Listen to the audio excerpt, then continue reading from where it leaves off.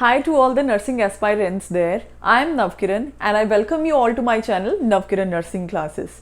Friends, today I am going to discuss a very important topic with you all, that is burn. और ये एक ऐसा topic है जो आपके बहुत सारे नर्सिंग एंट्रेंस एग्जाम्स में आता है और इसके related pathophysiology and even nursing management जो है इसके रिलेटेड आपको बहुत सारे क्वेश्चंस आपके एंट्रेंस एग्जाम्स में पूछे जा सकते हैं। तो आज ये टॉपिक हम एक बहुत शॉर्ट में डिस्कस करेंगे, लेकिन I will cover all the aspects also, और मैं इतना ईजिली ये चैप्टर आपको समझाऊंगी कि आज के बाद ये चैप्टर आपको डिफिकल्ट नहीं लगेगा। प्लस यहाँ पे एक और बात ऐड करना चाहती हूँ, यहाँ पे स्क्रीन पे एक नंबर डिस्प्ले हो रहा है। If you want to join our batch और classes for the preparation of upcoming nursing entrance exams, चाहे आपने इंडिया में नर्सिंग एंट्रेंस एग्जाम्स देने हो या आपने फॉरेन के लिए जैसे कि एनक्लेक्स, CPNRE, US एनक्लेक्स, तो आप किसी भी एंट्रेंस एग्जाम की प्रिपरेशन के लिए मेरी क्लासेस जो हैं वो ज्वाइन कर सकते हैं। तो चलिए फ्रेंड्स, आज का टॉपिक ये स्टार्ट करते हैं, लेकिन प्लीज़ मेरे चैनल को सब्सक्राइब कर लेना और अगर आपको वीडियो पसंद आए तो इसको लाइक भी कर देना और इसको अपने नर्सिंग ग्रुप्स में शेयर भी कर देना। ओके, तो चलिए आज का ये बर्न टॉपिक स्टार्ट करते हैं।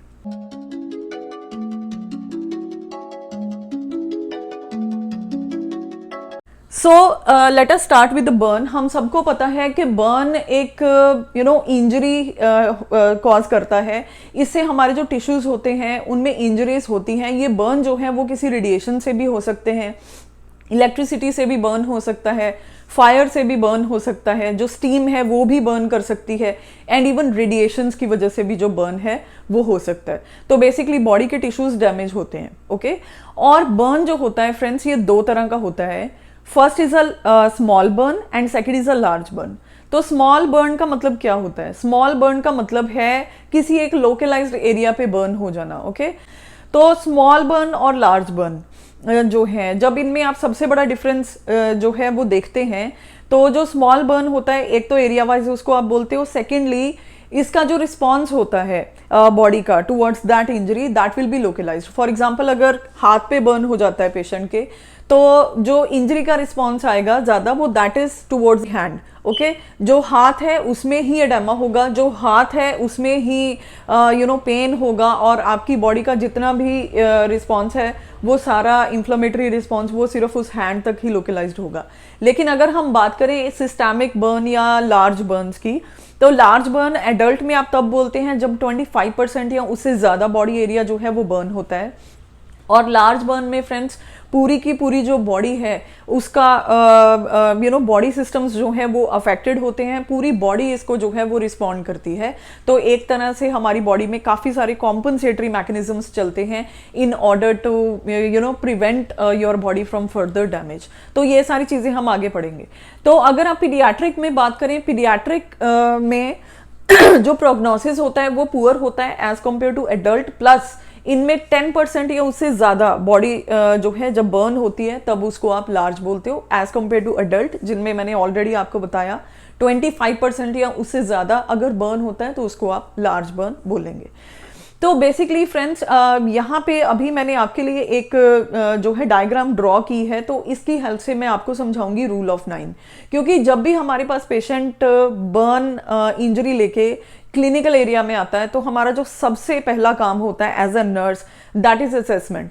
तो असेसमेंट में हम क्या करते हैं, जब भी हमारे पास बर्न वाला पेशेंट आता है, हम रूल ऑफ 9 जो है वो अप्लाई करके हम देखते हैं TBSA, total body surface area burned. Okay, तो ये आपने कैसे असेस करना है, just have a look at the diagram. तो यहाँ पे आप देख सकते हो ये जो हमारा फेस एरिया है आगे और पीछे, एंटेरियरली और पोस्टेरियरली, अगर इस क्रेनियल कैविटी में बर्न होता है तो इसको हम बोलते हैं 4.5% एंटेरियर एंड 4.5% एंटेरियर। सो ये पूरी कैविटी का जो बर्न होता है हमारा, this comes out to be 9%। Okay, तो इसके बाद हमारे पास आती है आर्म्स। ओके, आर्म्स जो है एक आर्म का बर्न हम कंसिडर करते हैं 9%, तो दोनों आर्म्स का टोटल कितना हो गया 18%। ओके, उसके बाद अगर हम थोरेसिक कैविटी की बात करें तो यहाँ पे आप देखेंगे मैंने 18 + 18 लिखा हुआ है, that means 18% anterior and 18% posterior. Okay, तो ये पूरी हमारी थोरेसिक एंड एब्डोमिनल कैविटी दोनों का प्लस हो जाएगा, 18 + 18 एंटेरियरली एंड पोस्टेरियरली। उसके बाद हम बात करते हैं हैं पेरिनियल एरिया की। पेरिनियल एरिया का आप 1% कंसिडर करते हो अगर पेरिनियल एरिया पे बर्न हो। और अगर हम लेग्स की बात करें तो लेग्स में 18% हम एक लेग को मानते हैं, तो 18 + 18 जो है वो दोनों लेग्स का हो जाएगा। तो इसको जो है वो हम रूल ऑफ 9 क्यों बोलते हैं, क्योंकि इसमें आप देखेंगे जितना भी परसेंटेज ऑफ एरिया बर्न्ड है वो 9 का मल्टीपल है, राइट। कहीं 9% है, कहीं 4.5% है, कहीं 18% है। तो इस तरह से इस पूरे को जब आप ऐड करोगे तो ये आपके पास 100% आ जाएगा, right. This is how you assess the patient for the extent of injury, कि उसको माइनर बर्न है, स्मॉल बर्न है, या एक्सटेंसिव या लार्ज बर्न है। ओके तो इसके बाद ना हमारे पास बर्न की क्लासिफिकेशन आती है। हमारे पास बर्न जो है वो काफ़ी टाइप का होता है डिपेंडिंग अपॉन के स्किन की कितनी लेयर जली है। तो आपके पास सुपरफिशियल थिकनेस बर्न आता है, सुपरफिशियल पार्शियल थिकनेस बर्न आता है, then we have deep partial thickness, then we have full thickness burn, deep full thickness burn. तो बहुत तरह के बर्न्स जो हैं वो आपके पास आते हैं। ओके लेकिन यहाँ पे जो आज हम अपनी क्लास में डिस्कस करेंगे वो मैं आपको बताती हूँ कि बर्न जो इंजरी है इसका प्रोग्नोसिस आप कैसे जो है वो एक्सपेक्ट करते हो, कैसे कौन कौन से ऐसे फैक्टर्स हैं जो बर्न इंजरी में पेशेंट के प्रोग्नोसिस को डिटरमिन करते हैं। तो बेसिकली फ्रेंड्स सबसे पहली बात ये है कि अगर आपका पेशेंट एडल्ट है, राइट, तो उसका जो प्रोग्नोसिस होता है वो बेटर होता है as compare to paediatric and as compare to geriatric patients.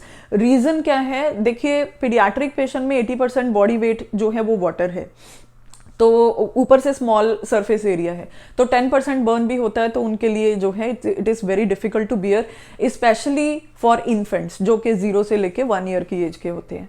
और अगर हम जेरियाट्रिक की बात करें तो उनकी बॉडी में ऑलरेडी जो है एक तो इम्यूनिटी पावर भी कम है, सेकेंडली 55% जो है टोटल उनकी बॉडी का पार्ट जो है वो वाटर होता है, तो इसीलिए ऑलरेडी वाटर कम है तो और भी ज़्यादा, क्योंकि टिश्यूज से वाटर और फ्लूइड लॉस होता है, तो it is very difficult for them to bear. और एडल्ट का ना comparatively to paediatric and geriatric जो बियरिंग पावर होता है, इम्यूनिटी होता है, वो ओवरऑल डिसाइड करता है कि प्रोग्नोसिस जो है वो इन लोगों से बेटर होता है। बाकी ये भी डिपेंड करता है कि कितने % जो है वो बर्न हुआ।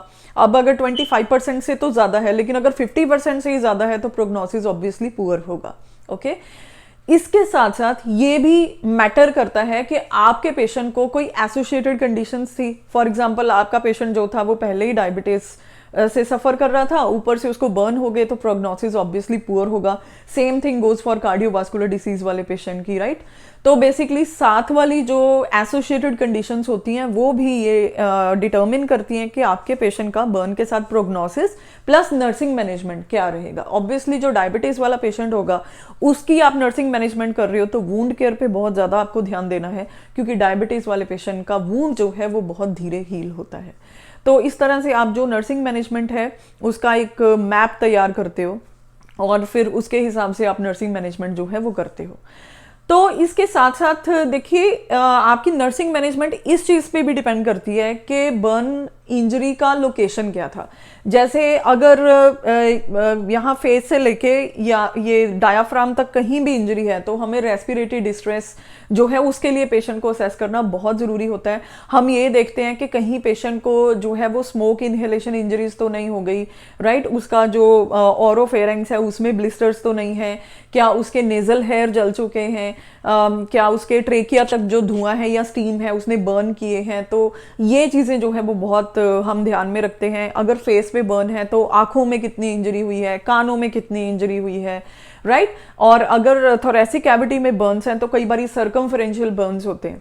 सर्कमफेरेंशियल बर्न का मतलब होता है जो चारों तरफ हो। जैसे फॉर एग्जांपल मैं अपनी बाजू में बोलती हूँ सर्कमफेरेंशियल बर्न, इसका मतलब ये है जब हम चूड़ी पहनते हैं तो वो क्या होती है circumferential, it covers the four sides of your all the sides of your arm. This is called as circumferential burn. तो बेसिकली आपने ये देखना है किसी भी एरिया में, स्पेशली थोरेसिक एरिया में अगर सर्कमफेरेंशियल बर्न है तो क्या आपका पेशेंट जो है वो चेस्ट को अच्छे से एक्सपैंड कर पा रहा है, क्योंकि इस वजह से आपके पेशेंट का जो रेस्पिरेशन है वो दबेगा अगर चेस्ट एक्सपैंड नहीं हो पाएगी, राइट। तो इस चीज़ के लिए आपने पेशेंट को मोनिटर करना होता है। ओके तो ये तो चलो हम मैनेजमेंट जब हम आज मैं आपको करवाऊंगी वो सारी चीज़ें हम डिस्कस करेंगे। अभी एक और चीज़ जो है इसके साथ एसोसिएटेड होती है, बर्न में सिर्फ ये नहीं होता कि टिश्यू डैमेज हो, बर्न में एक्चुअली और भी बहुत सारी चीज़ें जो है वो पेशेंट को आप बोल सकते हो डिसेबिलिटीज़ या कंडीशंस एसोसिएट हो जाती हैं साथ में। सबसे बड़ी बात होती है रेस्पिरेशंस या रेस्पिरेटरी सिस्टम। देखिए, जहाँ पे भी बर्न इंजरी होती है वहाँ पे आप सब लोगों ने कार्बन मोनोऑक्साइड के बारे में सुना होगा। एक्चुअली कार्बन मोनोऑक्साइड एक कलरलेस, अडरलेस और टेस्टलेस गैस है जो कि प्रोड्यूस होती है जब किसी क्लोज्ड स्पेस में बर्न हो, राइट।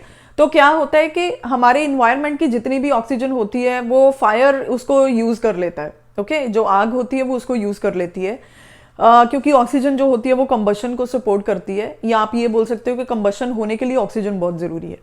तो बेसिकली क्या होता है कि जब इन्वायरमेंट में ऑक्सीजन की डेफिशिएंसी होती है तो कार्बन मोनोऑक्साइड जो है वो कार्बन डाइऑक्साइड से बनता है, क्योंकि कार्बन डाइऑक्साइड भी अपना एक ऑक्सीजन मॉलिक्यूल लूज करती है तो carbon monoxide will be produced. तो बेसिकली क्या होगा, ये जो कार्बन मोनोऑक्साइड है इसका जो लेवल है हमारे ब्लड में, ये अगर रेज हो जाए तो ये हमारे ब्रेन के लिए बहुत डैमेजिंग है, प्लस बाकी बॉडी सिस्टम्स के लिए बहुत डैमेजिंग है। बेसिकली क्या होता है कि ये जो कार्बन मोनोऑक्साइड है it has 200% more affinity than oxygen to bind to your haemoglobin. Basically हमारे अंदर जो नॉर्मल कंडीशन में हीमोग्लोबिन होता है उसके साथ ऑक्सीजन बाइंड होता है तो उसको हम बोलते हैं ऑक्सी हीमोग्लोबिन, राइट। लेकिन जब बर्न होता है तो हमारी बॉडी में कार्बन मोनोऑक्साइड एंटर करती है और ये हमारे हीमोग्लोबिन में से ऑक्सीजन को डिस्प्लेस करके it will get attach to the haemoglobin. As I have already told you, it has 200 times more affinity than oxygen to bind to the haemoglobin, okay. So in this way जो haemoglobin produce होगा उसको हम बोलेंगे carboxy haemoglobin. तो अगर आपके पास clinical area में burn injury वाला कोई पेशेंट आता है तो आपने कार्बोक्सी हीमोग्लोबिन का लेवल असेस करना है, and always you should suspect के कार्बोक्सी हीमोग्लोबिन पॉइजनिंग जो है वो पेशेंट को है, ओके। तो अभी ना मैं आप सबको ये टीच करूंगी कि पैथोफिजियोलॉजी क्या है बर्न की, क्योंकि पैथोफिजियोलॉजी समझोगे तो नर्सिंग मैनेजमेंट आपको समझ आएगी। जैसे जैसे सिस्टम डैमेज होते हैं उस हिसाब से, ओके। तो लेट अस सी कि बर्न की पैथोफिजियोलॉजी क्या है। तो friends, let's see what is the pathophysiology of burn. तो अगर आप पैथोफिजियोलॉजी अच्छे से समझेंगे तो नर्सिंग मैनेजमेंट आप बिल्कुल अच्छे से कर सकते हो, क्योंकि जब आप एबनॉर्मल समझते हो तभी आपको पता चलता है कि पेशेंट को कहाँ कहाँ जो है आपकी केयर की जरूरत है। तो सबसे पहले देखते हैं, जब बर्न इंजरी होती है फ्रेंड्स, सबसे पहले टिश्यू इंजरी जो है वो कॉज होती है, और टिश्यूज से ना एक वेजो एक्टिव सब्सटेंसेस जो है वो रिलीज होती हैं। ये जो वेजो एक्टिव सब्सटेंसेस है, जैसे आपको नाम से पता चल रहा होगा, vaso stands for vessels, blood vessels, right.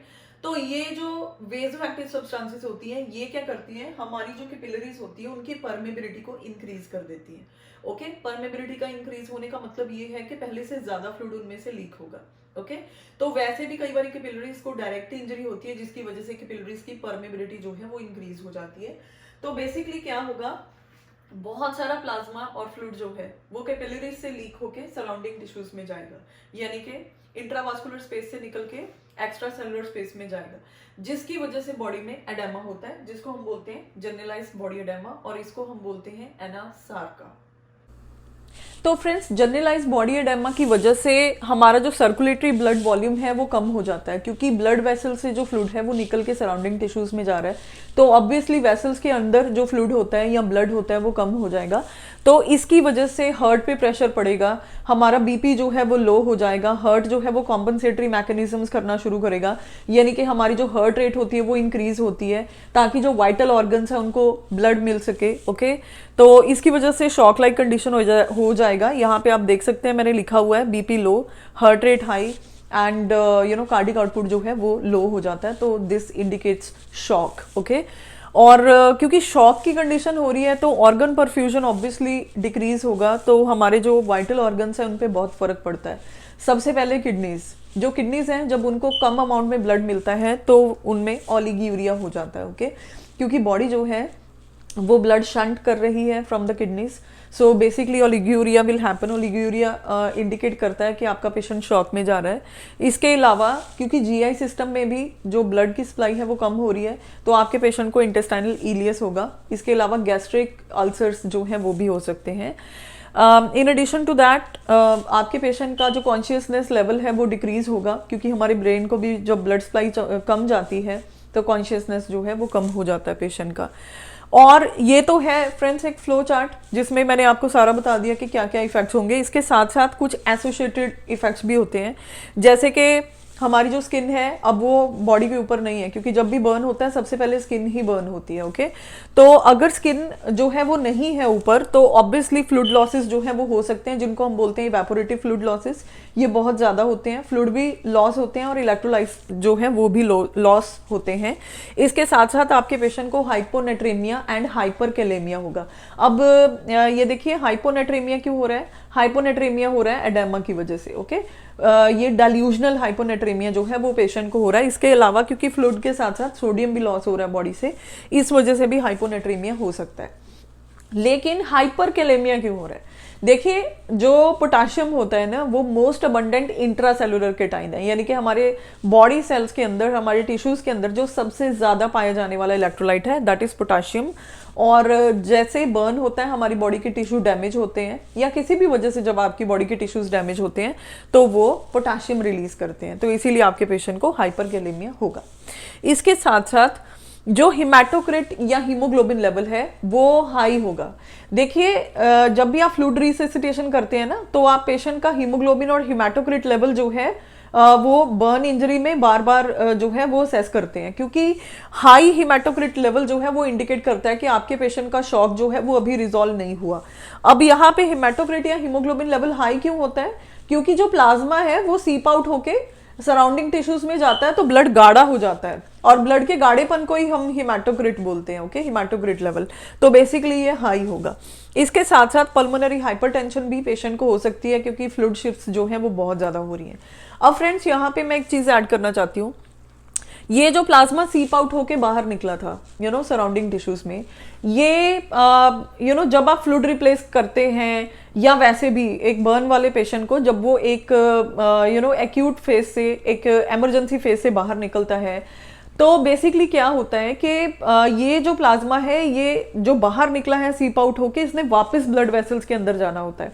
आपने बहुत बार ये पढ़ा होगा बर्न में कि जो फ्लूइड्स हैं वो हम कैलकुलेट करके देते हैं, हमें बहुत ज्यादा फ्लूइड नहीं देने होते पेशेंट को, वो इसीलिए आपको नहीं देने होते, क्योंकि आज तो आप फ्लूइड देके पेशेंट को शॉक से निकाल लोगे, लेकिन 72 आवर 48 टू 72 आवर के बाद जब ये फ्लूइड वापस ब्लड वेसल्स में आएगा तो आपके पेशेंट को हाइपरवोलेमिया हो सकता है। ओके, तो इसीलिए हम जो फ्लूइड्स होते हैं बर्न में वो कैलकुलेटेड अमाउंट में देते हैं। ऑल द शॉक को प्रिवेंट करने के लिए आपको फ्लूइड्स तो देने हैं, एक बार आप अपने पेशेंट को स्टेबल करेंगे, लेकिन बहुत ज्यादा फ्लूइड नहीं देने हैं, इसीलिए कैलकुलेटेड अमाउंट में हम देते हैं। राइट, तो आगे फ्रेंड्स हम करेंगे, देखिए आपने पैथोफिजियोलॉजी ये सारी पढ़ ली है, नेक्स्ट मैं आपको बताऊंगी कि नर्सिंग मैनेजमेंट जो है वो आप पेशेंट का क्या करेंगे, कैसे आप जो है वो पेशेंट को इमरजेंसी फेज से निकालेंगे, कैसे उसको फ्लूइड देंगे। तो ये जो बर्न की मैनेजमेंट है इसके फेजेस के बारे में चलिए हम पढ़ते हैं। तो चलिए फ्रेंड्स, अब हम बर्न की नर्सिंग मैनेजमेंट पढ़ते हैं। देखिए, बर्न की जो नर्सिंग मैनेजमेंट है उसके 4 फेसेस होते हैं। सबसे पहला जो फेस है उसे आप रिससिटेशन या इमरजेंट फेस भी बोलते हो। इमरजेंट फेस का मतलब है जो इमरजेंसी केयर हम बर्न वाले पेशेंट को देते हैं। राइट, सेकंड जो इसका फेस है that is also called as fluid resuscitation या रिससिटेटिव फेस। जो थर्ड फेस है उसको हम बोलते हैं एक्यूट फेस, और जो फोर्थ फेस है उसको हम बोलते हैं रिहैबिलिटेशन फेस। तो चलिए सबसे पहले हम डिस्कस करते हैं इमरजेंट फेस या रिससिटेटिव फेस। देखिए फ्रेंड्स, ये वाला जो फेस है ना, ये जहां पे बर्न इंजरी हुई होती है उसी सीन पे स्टार्ट हो जाता है। तो बेसिकली सबसे पहली बात हमने ये याद रखनी है कि जब भी किसी पेशेंट को, क्लाइंट को बर्न हो रहा है, तो आपने जो क्लाइंट है उसको बर्न से दूर लेके जाना है, बर्न को क्लाइंट से दूर करने की कोशिश नहीं करनी है, क्योंकि अगर आप बर्न को क्लाइंट से दूर करने की कोशिश करेंगे या मतलब जो सोर्स है बर्न का उसको दूर करने की कोशिश करेंगे, तो आप अपने आप को इंजरी जो है वो कर सकते हैं। तो सबसे पहले तो आपने पेशेंट का ABC एनालिसिस जो है वो करना होता है, एयरवे, ब्रीदिंग एंड सर्कुलेशन। आप जो पेशेंट है उसको बॉडी हीट कंजर्व करने के लिए स्टेराइल या क्लीन क्लोथ से उसकी बॉडी को कवर करोगे। उसी टाइम पे आपको कोई भी कंस्ट्रिक्टिंग ज्वेलरी है उसको रिमूव करना है, क्योंकि बाद में एडेमा हो जाएगा। अगर वो jewellery, let us suppose ring है, उंगली में रह गई तो यहाँ पे कंपार्टमेंट सिंड्रोम जो है वो कर सकती है। इसके अलावा जो भी टाइट क्लोथिंग होती है उनको काट के हम जो है वो उतार देते हैं और पेशेंट को क्लीन क्लोथ में कवर कर देते हैं। और साथ ही साथ पेशेंट का आप IV फ्लूइड स्टार्ट करके, if the facilities are available, immediately उसको हम इमरजेंसी में जो है वो भेज देते हैं। अब जब हमारा पेशेंट जो है वो इमरजेंसी केयर में आता है, राइट, अब इमरजेंसी में आपका पेशेंट आया, सबसे पहला जो आपका स्टेप होगा ऑब्वियसली वो असेसमेंट है। आपने क्विक असेसमेंट करनी है।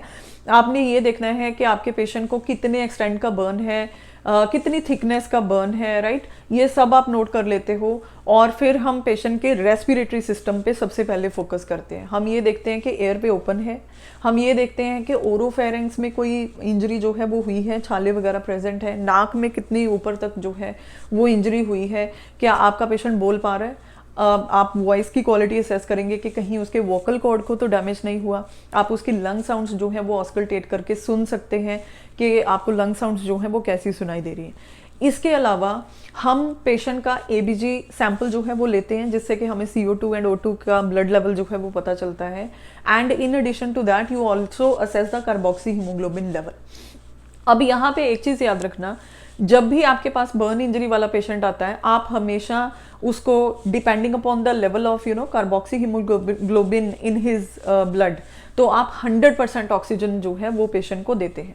और स्टूडेंट्स, जब भी हमने 100% ऑक्सीजन देनी होती है तो हम नॉन रीब्रीदर फेस मास्क से ही हमेशा देते हैं। ओके, आपने ये असेस करना होता है कि वो जो फेस मास्क है वो प्रॉपरली फिट होना चाहिए फेस में, ठीक है, तभी उसको जो प्रॉपर ऑक्सीजन सप्लाई है वो जाएगी। इसके साथ साथ हम पेशेंट को आईवी फ्लूइड्स जो है वो स्टार्ट करते हैं, क्योंकि हमने पीछे पैथोफिजियोलॉजी में पढ़ा कि आपका पेशेंट शॉक में जाएगा, राइट, तो आप आईवी फ्लूइड थेरेपी जो है वो स्टार्ट करते हो। लेकिन यहाँ पे सबसे बड़ी प्रॉब्लम होती है आईवी कैनुला इंसर्ट करना, राइट। कई बार क्या होता है कि पूरे जो बॉडी है वो बर्न्ड है, तो उस केस में आप आईवी फ्लूइड कैसे दोगे? उस केस में हम सेंटलाइन जो है वो डाल सकते हैं और उससे हम फ्लूइड देंगे। एक चीज याद रखना, बर्न वाले पेशेंट में आप आईएम और जो है आईएम और सबक्यूटेनियस इंजेक्शन आप नहीं लगा सकते हैं, ओके, क्योंकि उनकी एब्जॉर्प्शन जो है वो गारंटेड नहीं होती। टिश्यूज ऑलरेडी इंजर्ड है और उनमें बहुत सारा फ्लूइड जो है वो निकल रहा है, तो एब्जॉर्प्शन जो है वो गारंटेड नहीं है। तो हम इन पेशेंट्स में हमेशा पेन मेडिकेशन देनी है या कोई भी मेडिकेशन देनी है वो हमेशा आईवी जाती है, ओके। इसके साथ साथ आपको फॉलिस कैथेटर इंसर्ट करना है। ये मैं अगली फेज जो हम पढ़ेंगे उसमें बताऊंगी कि यूरिन आउटपुट जो है वो आपको क्यों देखना होता है। बस फिलहाल आप इतना याद रखिए कि आपको फॉलिस कैथेटर इंसर्ट करना है और जो भी आवरली यूरिन आउटपुट होगा आपको फिजिशियन को इन्फॉर्म करना है। उसके बाद आपने जो है पेशेंट को, देखिए एनजी ट्यूब हमें इंसर्ट करना पड़ता है क्योंकि पैरालाइटिक इलियस जो है वो हो सकता है because of decrease blood supply to the GI system, right. तो बेसिकली हमने क्या करना है, जितना भी कोई खाना या कोई भी मटेरियल उसके स्टमक में है उस सब का हमने लवाज कर लेना है, ताकि अगर आपका पेशेंट अनकॉन्शियस होता है तो एस्पिरेशन ना हो, या वैसे भी जो खाना है उसको आपको एक बार ही निकालना पड़ेगा क्योंकि पैरालाइटिक इलियस अगर हो गया तो फिर प्रॉब्लम हो सकती है।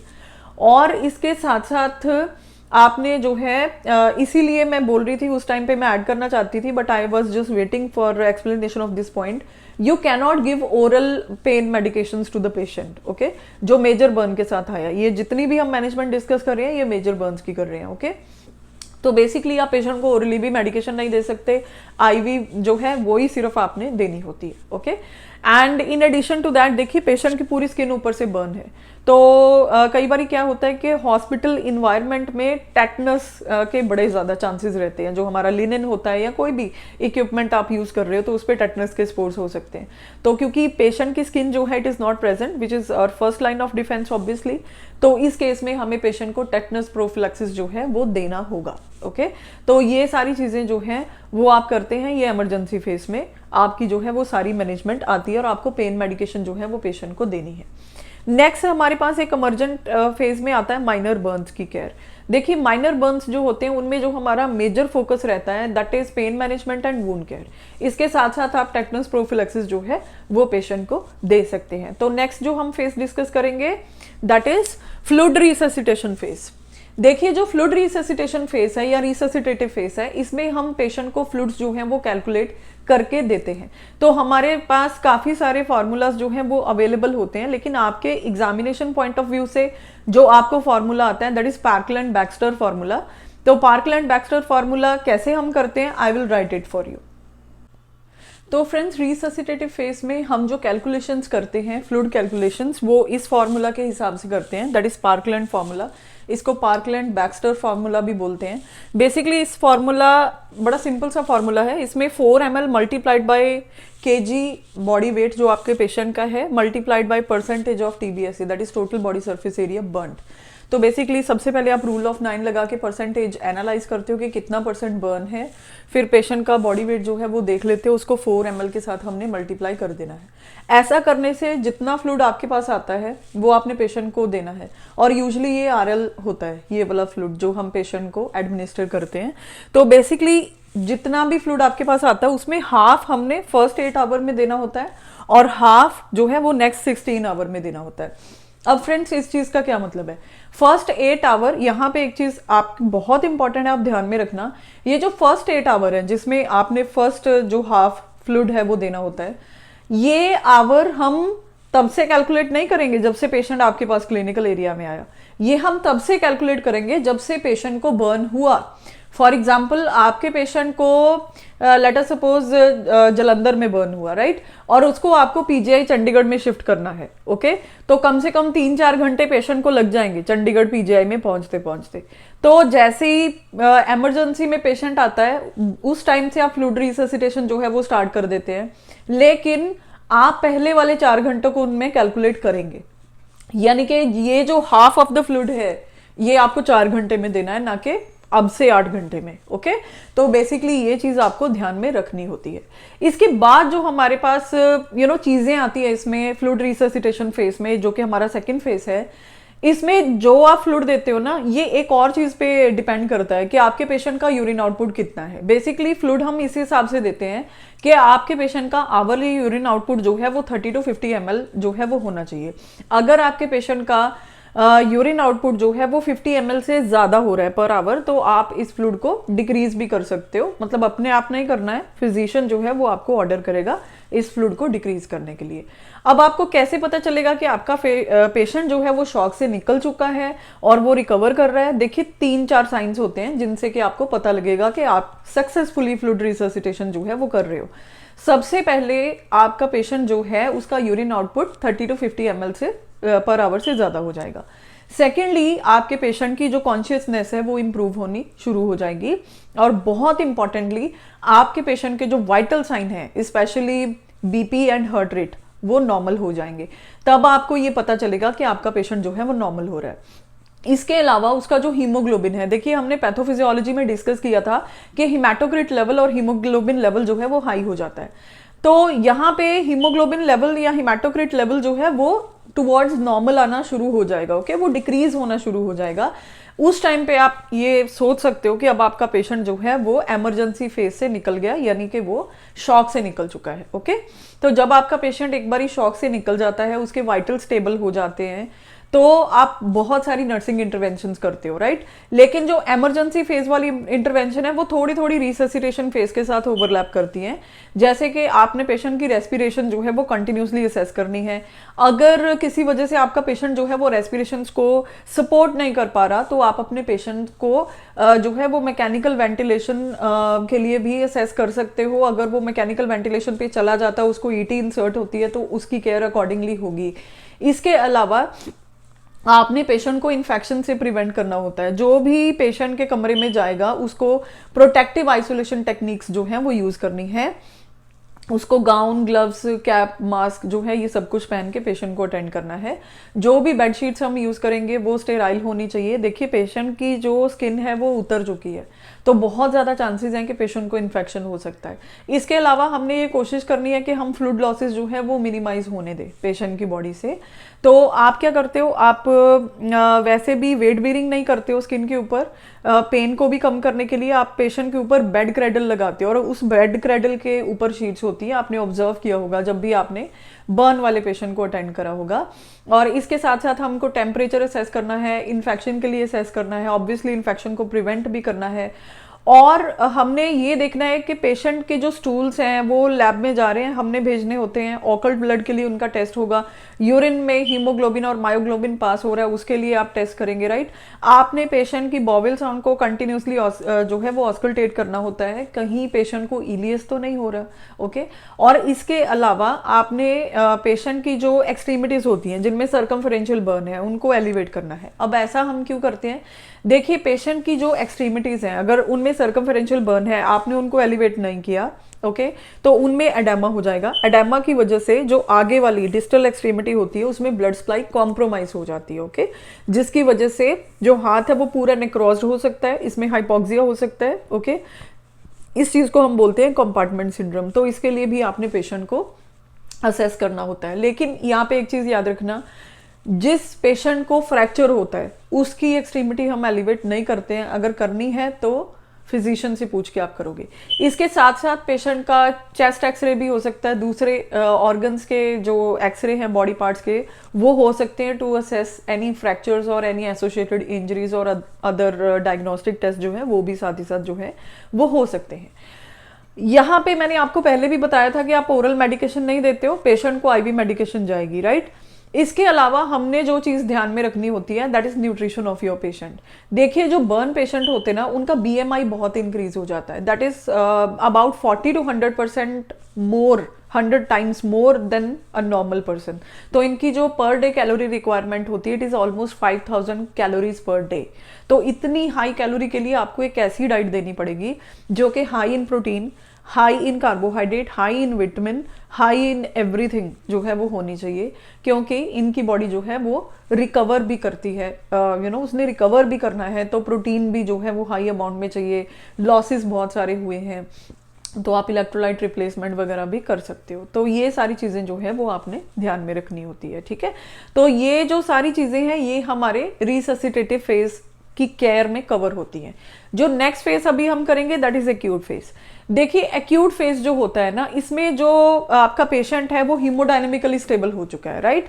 अब हमारा जो फोकस आएगा next that is on the wound care. तो हमने क्या करना है, पेशेंट के वुंड की केयर करनी होती है। बेसिकली जो पेन मैनेजमेंट है वो भी इस फेज में चलता है। जो बर्न वुंड होता है उनके जो मैक्सिमम मैनेजमेंट टेक्निक यूज की जाती है हॉस्पिटल सेटिंग में दैट इज हाइड्रोथेरेपी। हम क्या करते हैं कि जो बर्न पार्ट होता है उसको पानी में डिप करके रखते हैं अराउंड फॉर 30 मिनट्स, और जो भी डेड टिश्यू होता है उसको निकालना होता है। एक्चुअली इस चीज को हम स्कारोटमी जो है वो बोलते हैं, और एक और बर्न पेशेंट्स में प्रोसीजर किया जाता है जिसको फेशियोटमी भी बोला जाता है। अगर डीप बर्न हो तो फेशिया में हम कट लगाते हैं ताकि कंपार्टमेंट सिंड्रोम ना हो, ओके। लेकिन यहाँ पे जो वुंड केयर में हम करेंगे दैट विल बी स्कारोटमी। स्कार हम बोलते हैं डेड टिश्यू को, उसको रिमूव करना होता है। तो ये जो स्कारोटमी प्रोसीजर है इसको आप अंडर एनेस्थीसिया भी कर सकते हो, ओके। यूजुअली हम पेशेंट को प्री मेडिकेट करते हैं, यानी कि उसको पेन मेडिकेशन देते हैं before this procedure because this is very painful. अब यहाँ पे एज अ नर्स आपको ये ध्यान रखना है कि 30 मिनट से ज्यादा डिप नहीं करना, क्योंकि पानी जो है वो हाइपोटोनिक होगा, आपकी बॉडी हाइपरटोनिक है, it will lose fluid and electrolyte into that water, okay. और ये उन्हीं पेशेंट्स में हो सकता है जो हीमोडायनेमिकली स्टेबल हो, again for the same reason कि बॉडी वाटर जो है वो फर्दर लूज करेगी। अब जो वुंड केयर आप एक्यूट फेज में करते हो वो दो तरह की होती है। फर्स्ट इज क्लोज वुंड आप कर देते हो, सेकंड इज ओपन वुंड। मेरे हिसाब से क्लोज वुंड इज बेटर। देखिए क्लोज वुंड में आप पट्टी करते हो ऊपर, ड्रेसिंग करते हो पेशेंट के वुंड के ऊपर। एक तो सपोर्ट हो जाता है, पेन कम होता है वुंड के ऊपर। सेकेंडली कॉन्ट्रैक्चर फॉर्मेशन नहीं होता। अगर आप सीधा ही ओपन वुंड छोड़ दोगे तो ये उंगलियां जो है वो जुड़ सकती हैं, अगर हाथ में बर्न है तो इसको हम बोलते हैं contracture formation. In addition to that जो क्लोज वुंड होता है उसमें फ्लूइड और electrolyte losses and heat loss जो है वो कम होता है, जबकि ओपन वुंड में फ्लूइड एंड इलेक्ट्रोलाइट और हीट लॉस ज्यादा होता है। लेकिन एक ही एडवांटेज है ओपन वुंड का कि आपके लिए काम सिंपल हो जाता है, और जो आप ऑब्जर्वेशन कर रहे हो पेशेंट की वो आप इजीली कर सकते हो, राइट। पर मेरे हिसाब से क्लोज वुंड जो है वो बेटर हमें प्रोग्नोसिस है उसका, और बेटर रिजल्ट हमें मिलते हैं। तो ये तो फ्रेंड्स था एक्यूट फेस आपका। और लास्ट में हमारे पास रिहैबिलिटेशन फेस आता है जिसमें पेशेंट की कॉन्ट्रैक्चर फॉर्मेशन है उनका करेक्शन होगा, अगर उसको फ्रैक्चर्स हैं उनका करेक्शन होगा, इवन जो ग्राफ्टिंग वगैरह है वो भी होगी। एक्चुअली ये जो रिहैबिलिटेटिव फेज है ये एक्यूट फेज के साथ ओवरलैप करता है।